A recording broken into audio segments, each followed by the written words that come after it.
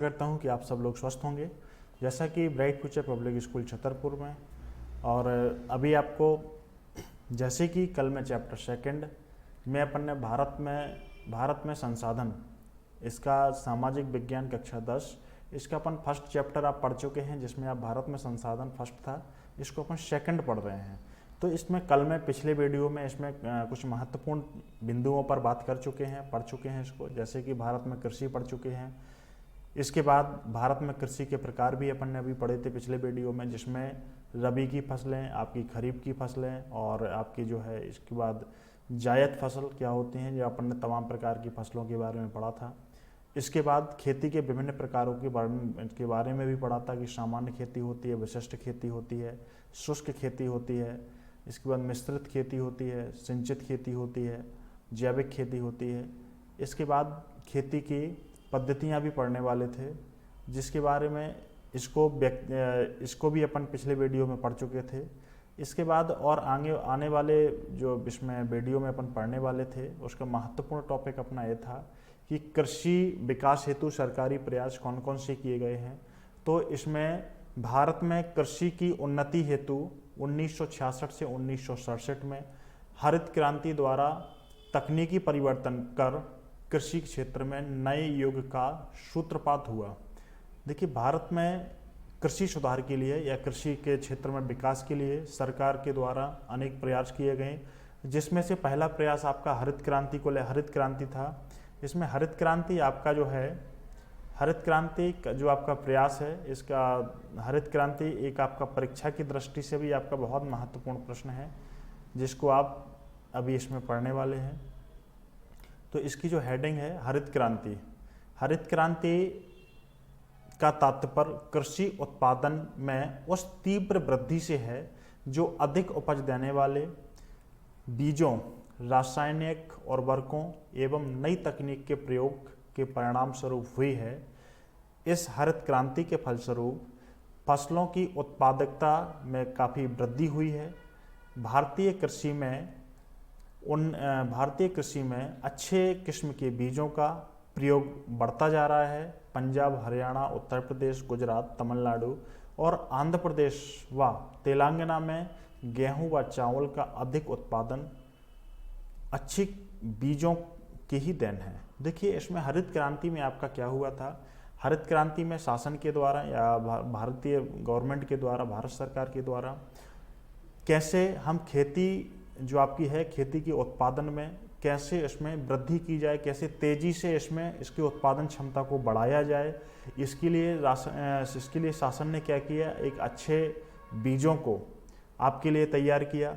इसके बाद अच्छे रासायनिक उर्वरक यानी कि रासायनिक खादों का, कीटनाशक दवाइयों का, और भी ऐसे कई प्रकार के कार्य किए, जिससे खेती का जो उत्पादन क्षमता थी उसको कई गुना उसको बढ़ाया जा सके, तेज़ी से उसको बढ़ाया जा सके।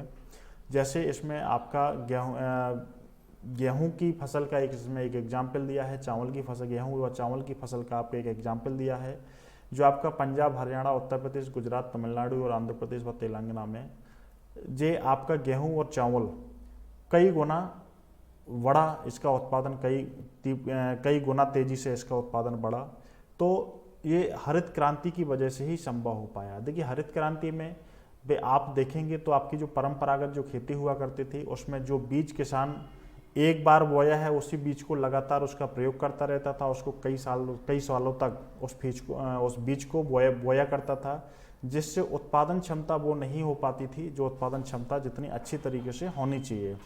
इसी के साथ अन्य कीटनाशक दवाइयाँ, पहले क्या करता था, पहले किसानों को उसको ये निदाई करानी पड़ती थी। जैसे आप लोग खेती को बहुत करीब से जानते हैं, तो आप लोग जानते हो कि बहुत सारे मजदूर करके खेती को निदाना पड़ता था, जो फसल के बीच में जो चारा वारा हो जाता था उसको निकलवाना पड़ता था।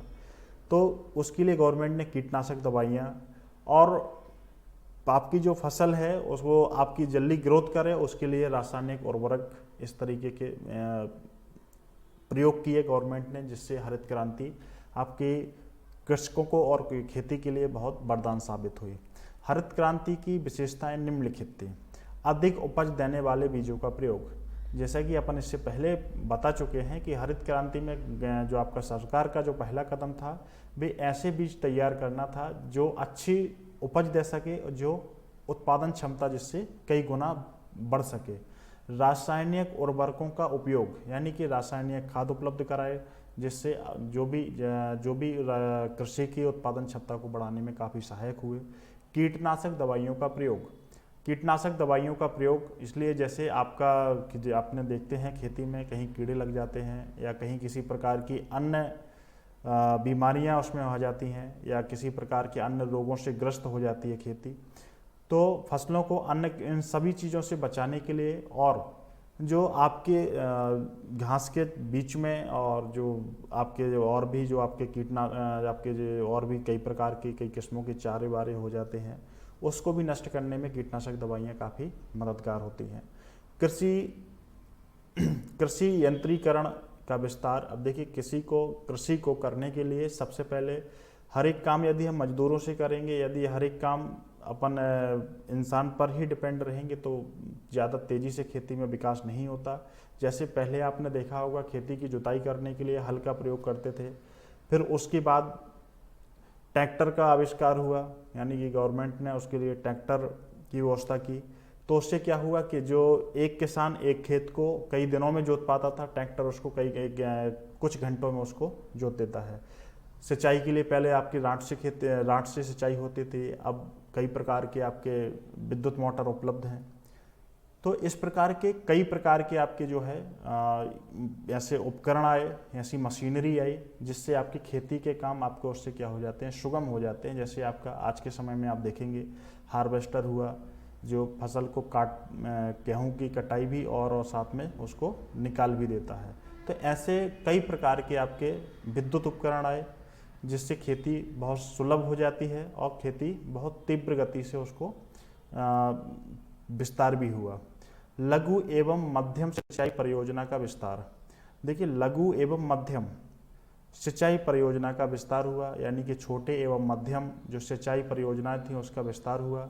भूमि संरक्षण की नई तकनीकियों का प्रयोग किया गया। अब भूमि संरक्षण यानी कि भूमि को बचाने के लिए नए नए प्रयोग किए गए। कृषि उत्पादकों के समर्थन मूल्य का निर्धारण। भारत सरकार द्वारा एक ऐसी व्यवस्था की गई कि कृषि उत्पादकों के समर्थन में मूल्यों का पहले से निर्धारण भी कर दिया। तो जैसे कि आज आप इस समय में देखते हैं कि गेहूं का रेट जो होता है पहले से फिक्स कर दिया जाता है शासन के द्वारा। तो इस तरीके की हरित क्रांति जो थी, हरित क्रांति खेती के लिए, कृषि के लिए एक वरदान साबित हुई जिससे खेती में आपकी इसके उत्पादन क्षमता कई गुना बढ़ी है और ये सब हरित क्रांति की वजह से हो पाया था।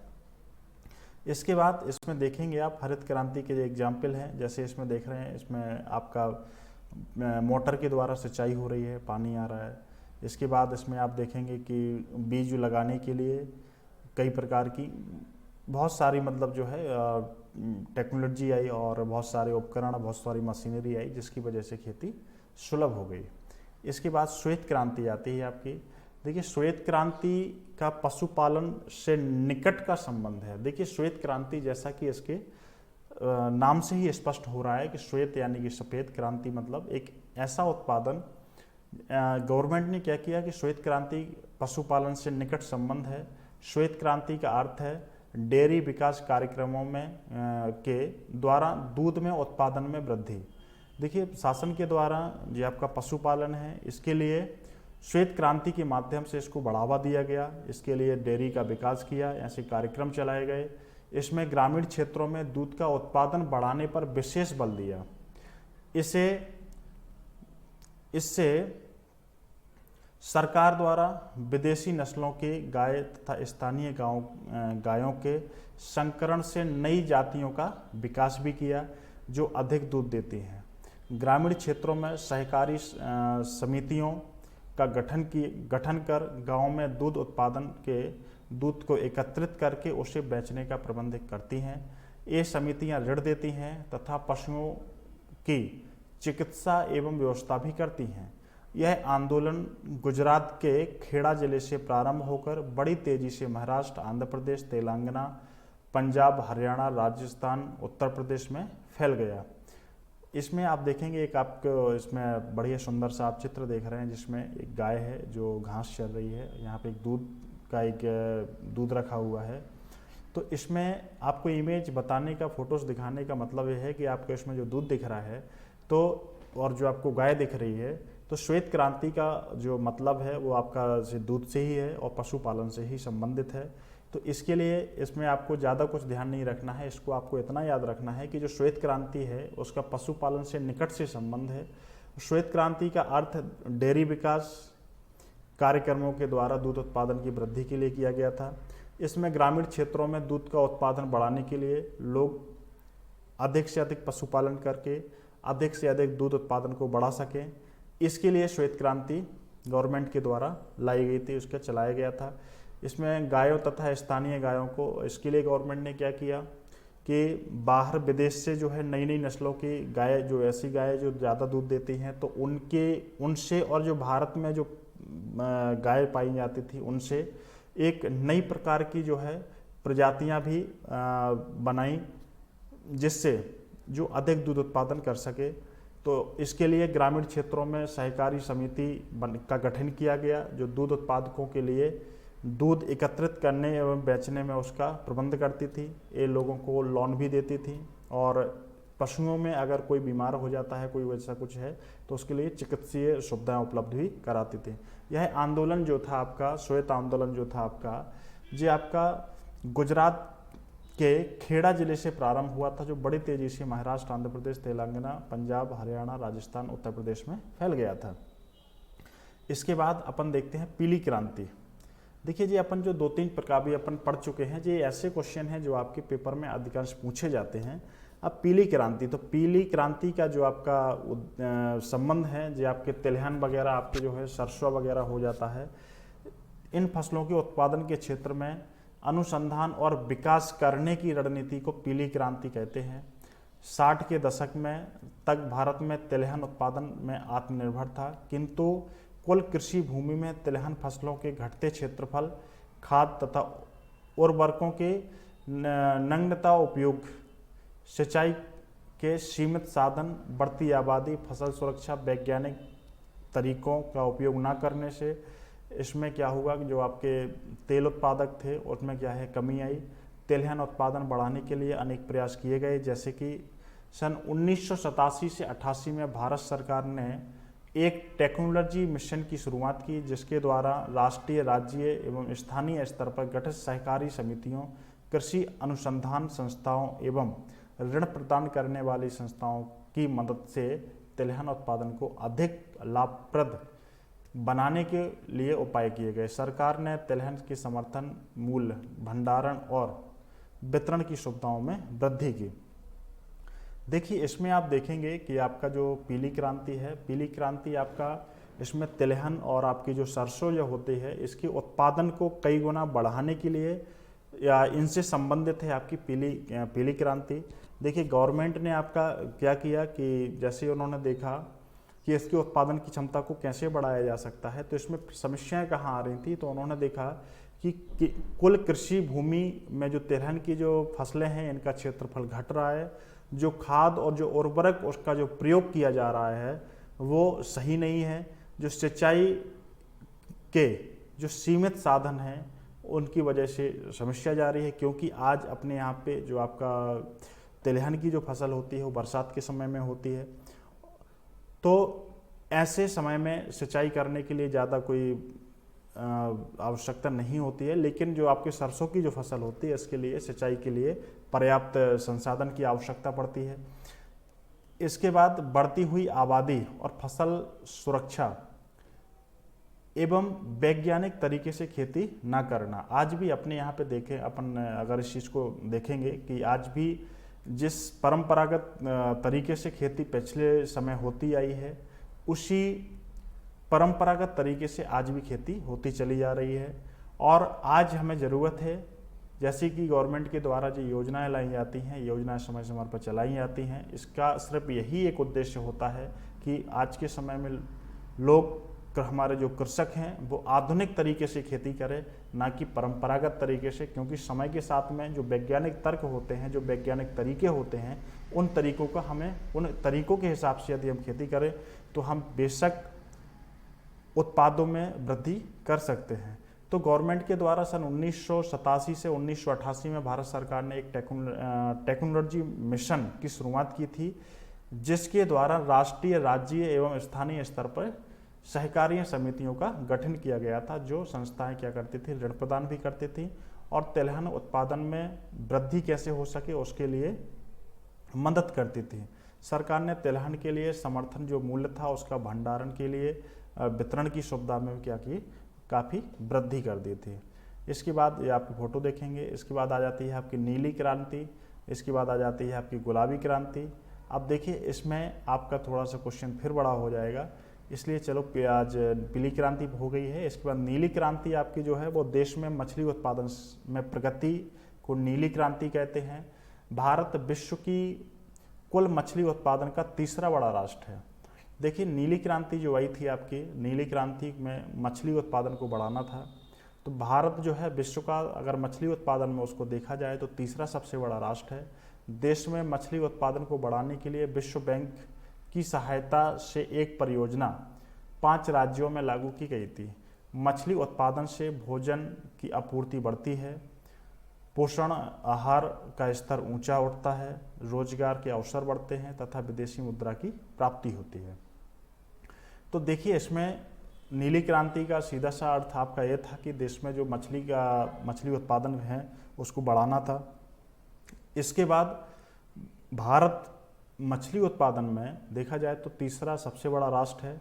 इसमें विश्व बैंक की सहायता से 5 राज्यों में इसको लागू किया गया था। और मछली उत्पादन क्यों करना जरूरी था, मतलब मछली उत्पादन को क्यों बढ़ाना जरूरी था, क्योंकि आने वाले समय में जो आपकी कृषि से जो उत्पन्न उत्पाद हैं वो पर्याप्त मात्रा में उसकी आपूर्ति ना हो, इसलिए मछली उत्पादन को बढ़ाना जरूरी था। तो इससे क्या हो जाती है कि भोजन की आपूर्ति यानी भोजन की कमी भी नहीं रहती है और इससे पोषण आहार, इसमें पौष्टिक चीज़ें भी पाई जाती हैं, जिससे लोगों को अंदर जो पोषक चीज़ें हैं उनकी कमी दूर होती है और रोजगार के अवसर भी बढ़ते हैं और जिससे विदेशी मुद्राएं प्राप्त होती है। इसके बाद आपकी गुलाबी क्रांति आपकी है। गुलाबी क्रांति शरीर की रोग प्रतिरोधक क्षमता को बढ़ाने में प्राकृतिक खनिज या विटामिन का बहुत महत्वपूर्ण स्थान है। हमारे देश में विविध जलवायु एवं मिट्टी का उपयोग करते हुए उष्ण एवं शीतोष्ण कटिबंधीय फलों, सेब, आम, केला, नारियल, काजू, अनानास, संतरे, नींबू इत्यादि में क्रांति का नाम दिया गया है। इसमें आप देखेंगे तो इस तरीके से आपको जो है, आपको काजू दिख रहा होगा, इसमें आपको बादाम भी है, नारियल भी है, सेब भी है। तो इसमें आपने देखा होगा कि जो आपकी गुलाबी क्रांति है वो गुलाबी क्रांति आपकी काजू, सेब, नारियल, आम इन फ्रूट से है, क्योंकि शरीर में जो रोग प्रतिरोधक क्षमता बनाए रखने के लिए ज़रूरी है कि प्राकृतिक खनिज विटामिन की हमें आवश्यकता होती है, जो हम कैसे उसको मेंटेन कर सकते हैं, जिससे अपने शरीर में कैसे इनका संतुलन बना के रख सकते हैं। तो इसके लिए हमारे देश की विविध जलवायु यानी अलग अलग प्रकार की जो जलवायु है, मिट्टी का उपयोग करते हुए उष्ण एवं शीतोष्ण कटिबंधीय फलों इत्यादि फलों का सेवन करने से प्राप्ति होती है, जिसके लिए गवर्नमेंट ने इसके लिए क्या किया, बहुत सारी कई प्रकार की इसमें योजनाएं चलाई, जिससे इनके उत्पादन में क्या हो सके, वृद्धि हो सके। तो इस तरीके से चैप्टर आपका कंप्लीट होता है। अब ज़रूरत है कि आप इसको एक बार अच्छे तरीके से वीडियो को देखकर इसको सही तरीके से समझकर, अगर एक बार में आप इसको नहीं समझ पाते हैं तो इसको आप 1 बार, 2 बार, 3 बार, जितनी बार तक आप नहीं समझ पाते हैं उतनी बार इसको देखिए और इसको अच्छे तरीके से आप अध्ययन करिए। ओके, धन्यवाद।